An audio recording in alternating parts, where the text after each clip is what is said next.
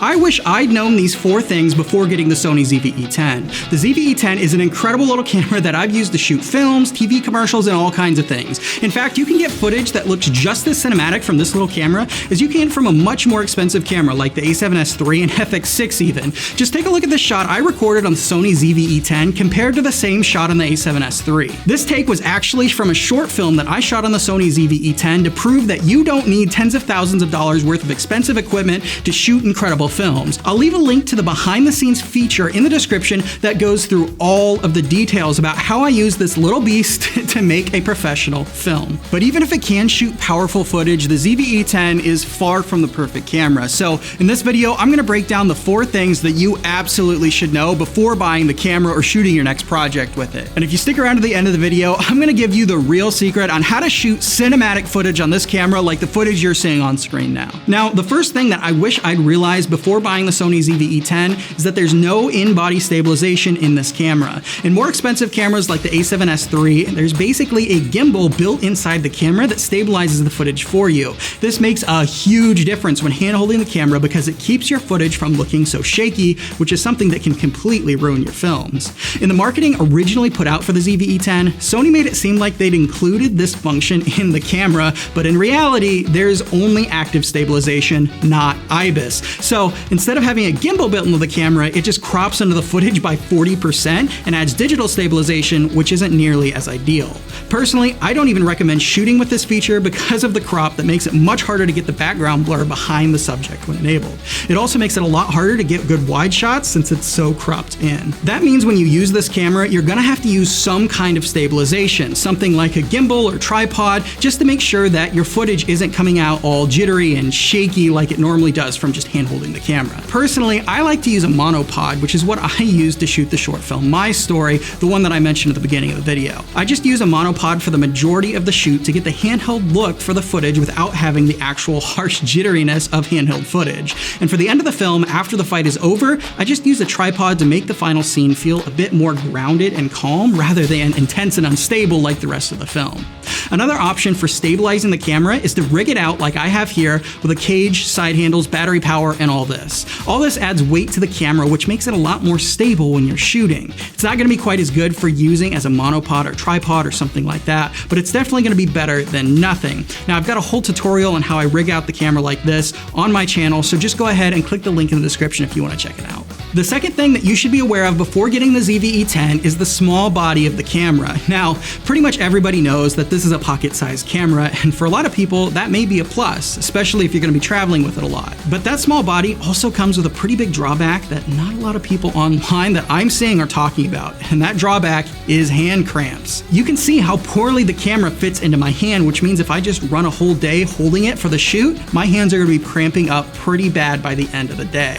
If you have small hands, this may not be an issue, but it's still something to be aware of. An easy solution for this is to just get the small rig cage for the camera that costs about $50 and comes with a great grip extension. You can see how much better the camera fits in my hands with this grip extension, and it definitely does keep my hand from cramping after an all-day shoot. A few months ago, I released a video on the channel talking about why I'd recommend getting the ZV-e10 over the A7S III. One of the things I didn't mention in that video, though, that a lot of people were quick to point out in the comments, is that more expensive cameras like the S3 are able to record 10-bit color, which has quite a bit more depth in it and gives you a lot more flexibility than the 8-bit color that the ZV-e10 is able to capture. Now, I'm not going to dive too deep into the science of it in this video, but essentially the biggest thing that this means for the ZV-e10 is that you're probably not going to want to shoot log footage on this camera. 8-bit color tends to just fall apart if you try to make major color adjustments to it, like you have to do with log footage. So it's really best just to leave log footage to the more expensive cameras like the A7S III. But my point in that video, which I'll reiterate now, is that these types of features are absolutely not necessary for shooting professional industry quality films. Is 10-bit color nice to have, and can it help you out in a pinch?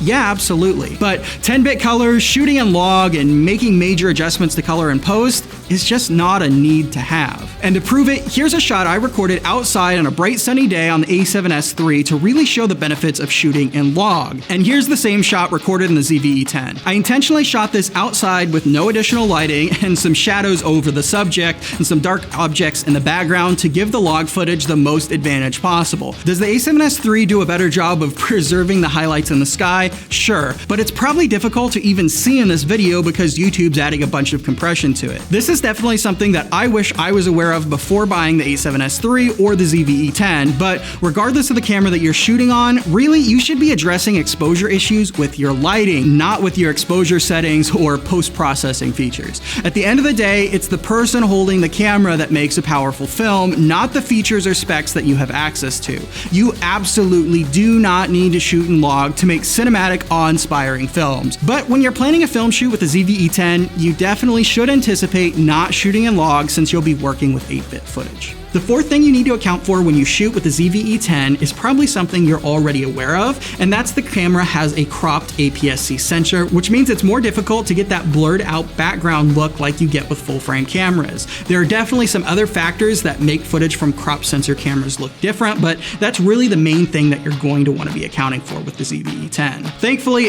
this does have a pretty easy fix to it. When I shoot on the Sony ZV-e10, I just make sure to shoot with lenses that can stop the aperture way down. This blurs out the background to look pretty much the same as if it was shot on a full frame sensor. My personal preference is to use the Sigma 16, 30, and 56mm lenses that can stop all the way down to f1.4. These are some incredible lenses that you can get for fairly inexpensive, and honestly, I shot pretty much the whole film My Story on the 30mm lens, so if you can only afford one lens for the ZV-e10, that would definitely be my pick for filmmakers. On screen, I'll play some footage shot on the kit lens that comes with the camera that can only stop down to f5.6. Now notice how the background isn't blurred out very much at all. And here's that same shot recorded using one of the Sigma lenses at an f1.4 aperture. See how the whole image just comes to life? This is why you're going to want to make sure that you get a low aperture lens for your ZV-e10 if you want to shoot cinematic footage like this. Now, the last thing I want to talk about in this video is the secret to shooting cinematic footage with the ZV-e10, and this is definitely something you're going to want to be familiar with before you get this camera, or any other camera for that matter. And that one thing is that your lighting, not your camera, is what makes a film look incredible. Just take a look at the shot from the film that we shot on the ZV-e10 before we lit the scene, and then once our lights have been set up to shoot the film. No matter how great or expensive your camera is, if you don't know how to light a scene, your film is going to end up looking like garbage, not like the movies that you see in theaters. That's why when we made the behind the scenes feature for My Story, that film we shot on the ZV-e10, we made sure to go over the lights we used in the film, how we lit it, and how we shot the film to give it that cinematic edge that we all want for our projects. In the feature, we also dive into the challenges we faced shooting a film on this camera and how we overcame those obstacles to make the best end product that we could. If this sounds interesting to you, you can watch the behind the scenes feature along with the film itself by clicking the first link in the description of this video.